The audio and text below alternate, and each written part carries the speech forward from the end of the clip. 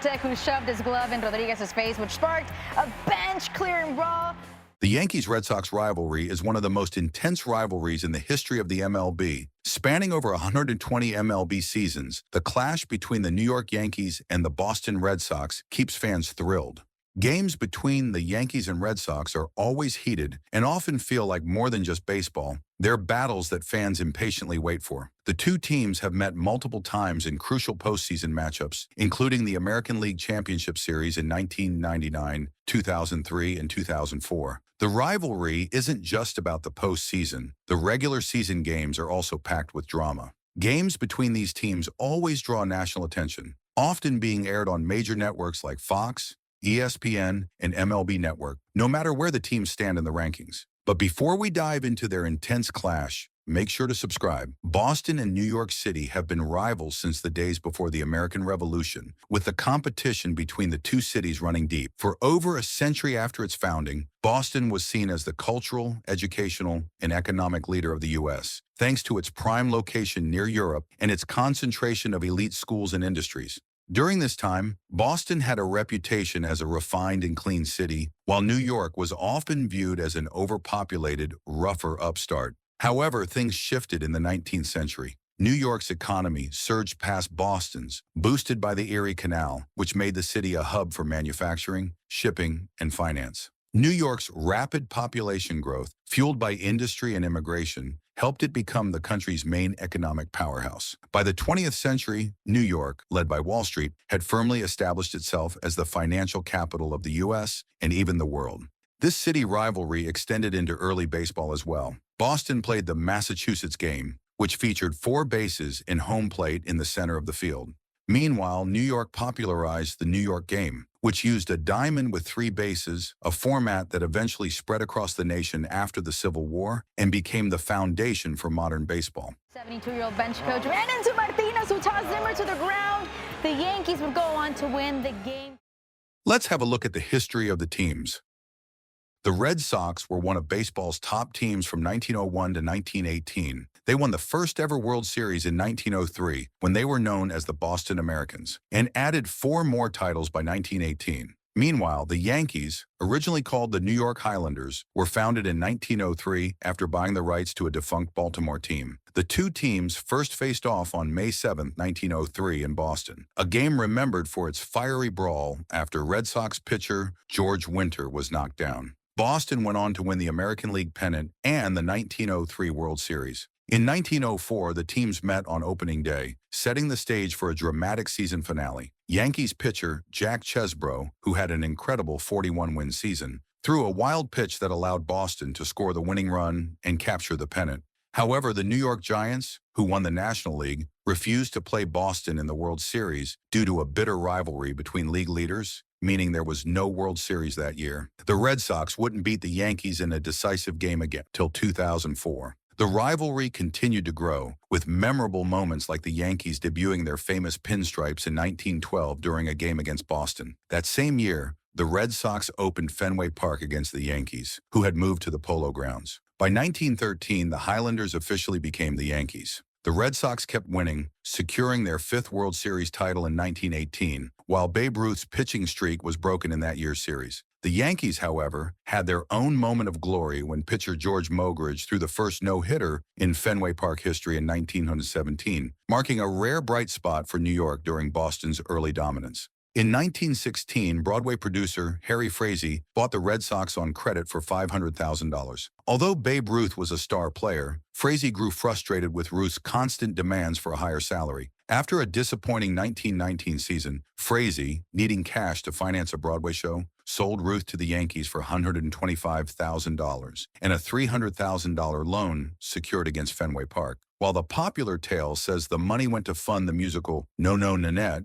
which actually premiered in 1925, it's clear that Frazee's financial struggles led to the deal. Ruth's departure marked a turning point for both teams. The Red Sox, once the most successful team in baseball, would not win another World Series for 86 years, while the Yankees started building their legendary dynasty. Ruth became the face of the Yankees' powerful lineup, known as Murderers Row, and led them to 7 World Series appearances and 4 titles during his time in New York. This was the beginning of what became known as the Curse of the Bambino. though it wasn't just Ruth's sale that haunted the Red Sox. Frazee, who had a strained relationship with the American League president Van Johnson, found himself with limited trading options. As a result, he made several deals with his friend, Yankees owner Tillinghast Houston, selling key players like Wally Schang, Everett Scott, Carl Mays, Wade Hoyt, Joe Bush, and Sam Jones to New York. Even former Red Sox manager Ed Barrow joined the Yankees and became instrumental in building their dynasty. Scott, a former Red Sox captain, went on to captain the Yankees, becoming the only player ever to hold that title for both teams.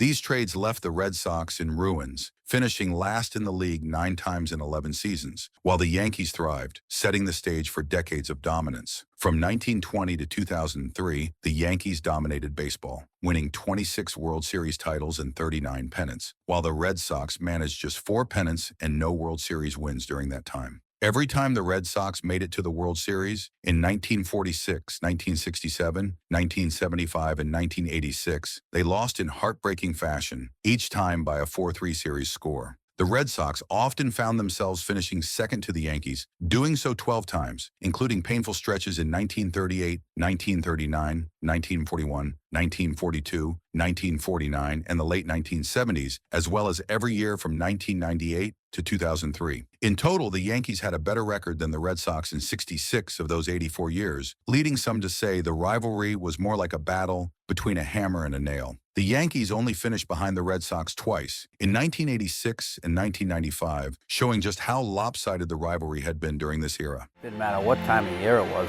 just electric. The anticipation, the animosity, the excitement.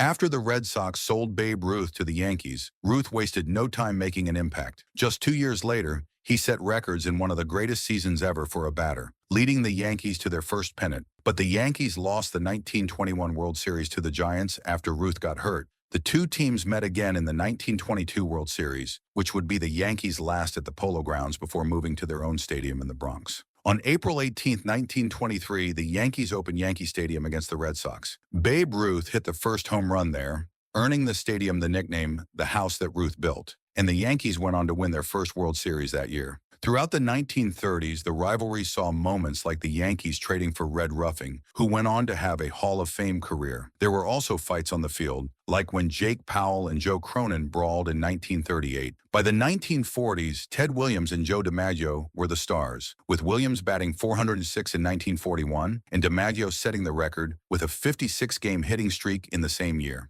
The teams nearly traded their superstars, but the deal fell through. The rivalry continued to heat up in the 1950s and 60s, with dramatic moments like Red Sox pitcher Billy Rohr almost throwing a no-hitter at Yankee Stadium and numerous fights between players. In 1961, Roger Maris of the Yankees broke Babe Ruth's home run record, and the Yankees continued their dominance. The 1970s saw intense clashes between Yankees catcher Thurman Munson and Red Sox catcher Carlton Fisk, as well as memorable fights and tense games. The defining moment of the 1978 season came when the Yankees overcame a 14-game deficit to tie the Red Sox for first place. In a 1-game playoff at Fenway Park, light-hitting Yankees shortstop Bucky Dent hit a shocking home run over the Green Monster, leading the Yankees to a 5-4 win and a spot in the playoffs. The Yankees went on to win the World Series, further solidifying their dominance over the Red Sox during this era. Their captain had confronted a Yankee All-Star. The 1980s were a tough decade for both the Yankees and the Red Sox, as neither team won a World Series. The Yankees lost in 1981, and the Red Sox famously collapsed in 1986. Both times they lost after being up 2-0 in their series. The Yankees' loss in 1981 marked the start of their decline throughout the decade, while the Red Sox's heartbreak in 1986, especially Game 6's infamous Bill Buckner error, fueled talk of a curse. Despite not winning championships, the rivalry still had its moments. Yankees pitcher Dave Righetti threw a no-hitter against the Red Sox in 1983, and in 1986 he set a record with 46 saves, breaking a major league record at the time. The Yankees' Don Mattingly and Boston's Wade Boggs often battled for batting titles, highlighting the intensity between the two teams, even when they weren't directly competing for the same playoff spots. In the early 1990s, both teams struggled. The Yankees hit rock bottom with one of the worst records in the league in 1990, while the Red Sox won their division. The rivalry took on a new twist with the idea of the curse of the Bambino, popularized by Dan Shaughnessy's book, which blamed the Red Sox's failures on the trade of Babe Ruth to the Yankees. Yankees fans regularly taunted the Red Sox with chants of 1918, referring to the last time the Red Sox had won a World Series. The rivalry was reignited in the mid-90s when both teams reached the playoffs in the same year for the first time in 1995, though both were eliminated in the first round. The Yankees then surged to dominance, winning the 1996 World Series, their first in 18 years. By the late 90s, the Yankees were on top, winning titles and making blockbuster trades, including acquiring former Red Sox star Roger Clemens. In 1999, the rivalry reached new heights as the Yankees and Red Sox faced off in the postseason for the first time, setting the stage for future intense matchups. In 1999, the Yankees and Red Sox faced off in the ALCS for the first time ever. The Yankees, the defending champions, had home field advantage and took Game 1 on a walk-off home run by Bernie Williams. They won the first 2 games at home with big seventh-inning comebacks. The Red Sox's only bright spot came in Game 3 at Fenway Park, where Pedro Martinez dominated, striking out 12 in a 13-1 win against former Red Sox ace Roger Clemens, now with the Yankees. However, the Yankees bounced back, winning the next 2 games and clinching the series before going on to sweep the Atlanta Braves in the World Series. The next year, the Yankees handed the Red Sox their most lopsided home loss ever, winning 22-1 at Fenway Park. Despite their struggles late in the season, the Yankees still held off the Red Sox and went on to win their 3rd straight World Series. In 2001, both teams shared a moment of solidarity after the 9/11 attacks, with Red Sox fans showing support for New York. But the rivalry quickly heated back up, with the Red Sox labeling the Yankees the Evil Empire in 2003 after losing a bidding war for pitcher Jose Contreras. In the 2003 ALCS, tensions ran high, highlighted by brawls between the teams and dramatic moments on the field. The series went to Game 7, where the Yankees came from behind to tie the game in the 8th inning. Aaron Boone's walk-off home run in the 11th inning sent the Yankees to the World Series. The following season, the Red Sox and Yankees faced off in the ALCS again. After going down 3-0, the Red Sox staged a historic comeback, winning 4 straight games to stun the Yankees and advance to the World Series, where they swept the Cardinals. This incredible comeback ended the curse of the Bambino and gave Boston its first championship in 86 years, cementing one of the greatest moments in baseball history. Then came the rebirth of the rivalry. At Yankee Stadium on April 3, 2005, the Yankees and Red Sox faced off for the first time since the dramatic 2004 ALCS. Yankees fans taunted the Red Sox with signs like, "The curse of 1918 is finally over. Let the new curse 2090 begin," projecting the next Red Sox championship to 2090. When the Red Sox received their World Series rings a week later at Fenway Park, the Yankees showed their respect by applauding.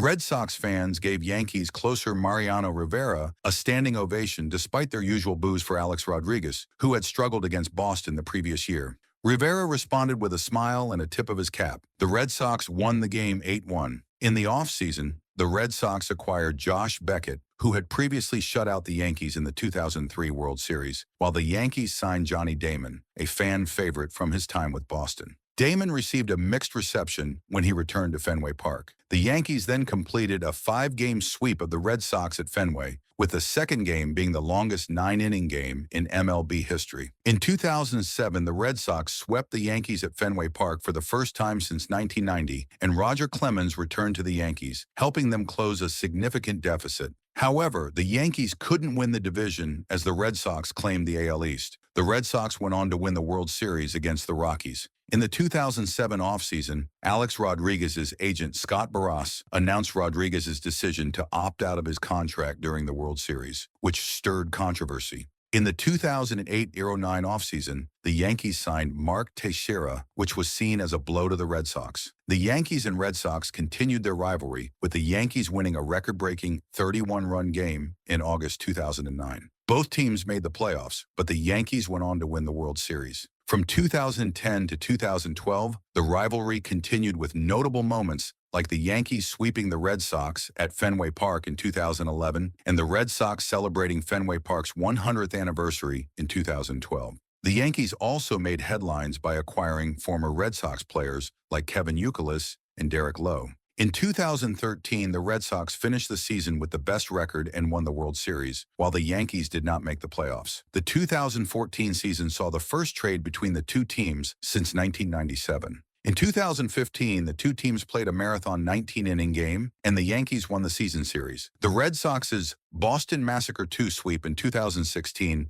helped them clinch the division. The rivalry reignited in 2017 with the Red Sox winning the division and the Yankees losing in the playoffs. In 2018, a brawl between the teams and a playoff series where the Red Sox defeated the Yankees 3-1 sparked more drama. The Yankees and Red Sox played 2 games in London in 2019, with the Yankees winning both. The COVID-19 pandemic shortened the 2020 season, and the Yankees dominated the Red Sox in their meetings. In 2021, the Yankees traded reliever Adam Ottavino to the Red Sox and later acquired Garrett Whitlock. The season ended with the Red Sox winning the wildcard game against the Yankees, adding another intense chapter to their storied rivalry. Their rivalry has also led to some unbelievable incidents. The rivalry between the Yankees and the Red Sox has sometimes led to serious violence. In May 2008, a Yankees fan from Nashua, New Hampshire, found himself in a tragic situation when he was arrested and charged with reckless second-degree murder. This serious charge came after a heated argument outside a bar,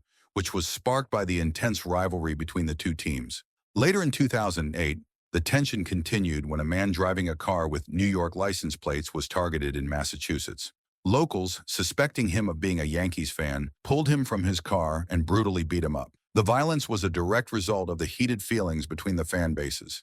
The following season, during the final series of 2010, the rivalry led to more trouble. Boston police arrested a Yankees fan who had stabbed a Red Sox fan during a confrontation about the teams. That is it for this one, but if you happen to like MLB Legends, make sure to check out our latest videos on our channel, Baseball Icons. I'm sure you will love it. Oh, and while you are at it, drop a comment telling us who to cover next, and don't forget to subscribe.